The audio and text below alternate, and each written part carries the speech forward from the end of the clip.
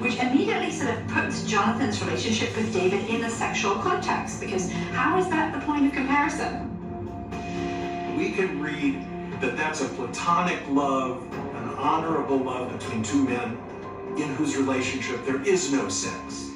But we could also say that Jonathan preferred David not only as a friend, but as a lover.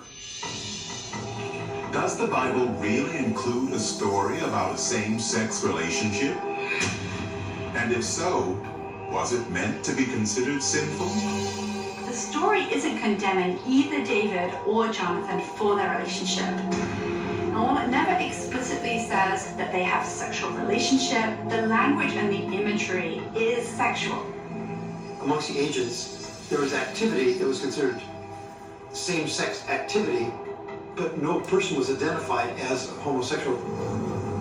The Bible doesn't talk about homosexual behavior in general, and it doesn't talk about it in the context of sin. People feel so compelled to take their modern opinion and find a way in which they can interpret the Bible to make it say that. In ancient literature, there are numerous references to same-sex relationships, particularly in stories involving Greek and Roman warriors engaged in battle.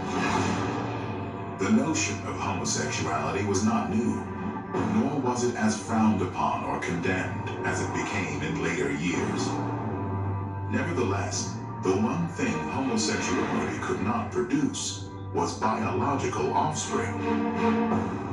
And procreation, particularly among kings, was critical if bloodlines and political stability were to be maintained.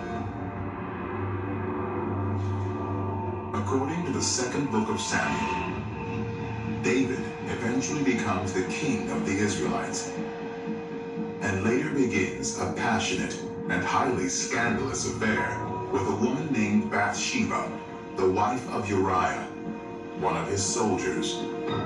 One way of assessing David's sexuality is that he is at best bisexual, because he has a voracious appetite for women and takes any woman who excites his sexual imagination, including famously another man's wife, Bathsheba.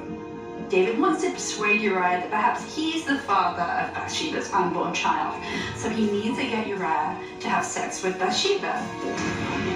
So he says, go home and wash your feet. It's not about cleanliness, it's the euphemism for sex. But out of his sense of duty to his soldiers, Uriah declines the offer to return home to his wife and stays with his troops. In an apparent effort to conceal his own indiscretion, David then sends Uriah to the front lines of battle, where he is eventually killed. The child dies, but soon after, Bathsheba conceives with David again and has another son, whom they name Solomon. There's the ideal, and then there's sort of the reality, and so this is real life. People do have sex. They have sex with people they shouldn't have sex with. One of the things that we find in the Bible is that many of the genealogies depend on figures that are only united through things like incest, rape, or adultery. Solomon, one of the most important kings, is the son of the most famous adulteries in the Hebrew Bible.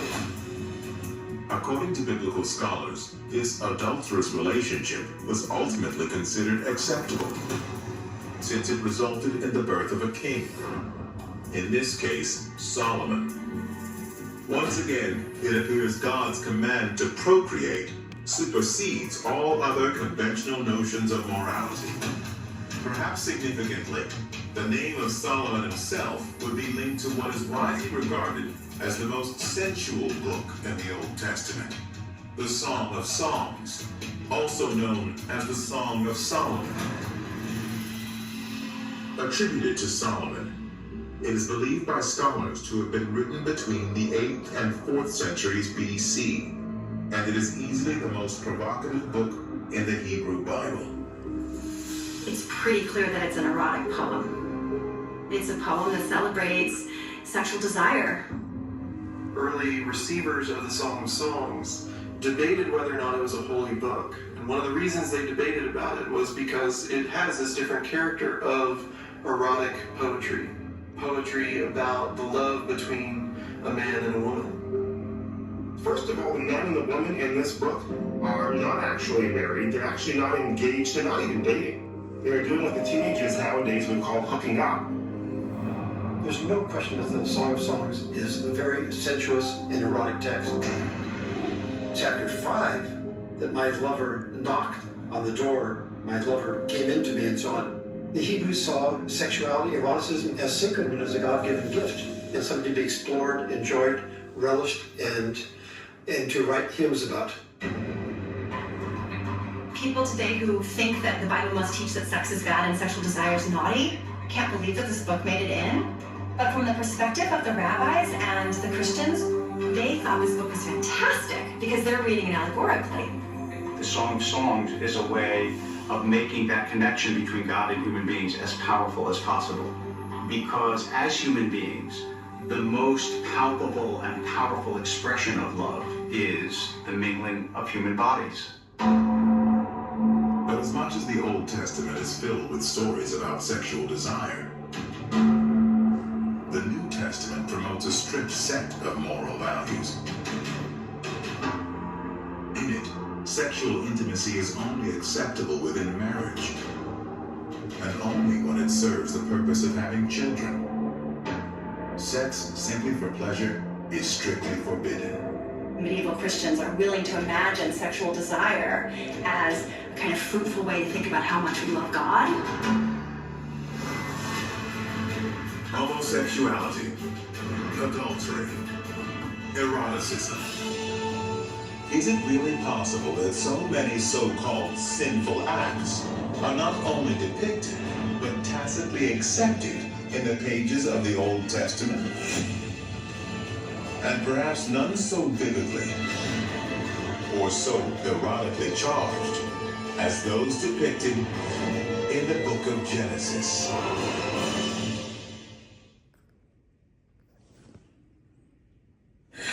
In that rate, 1 minute.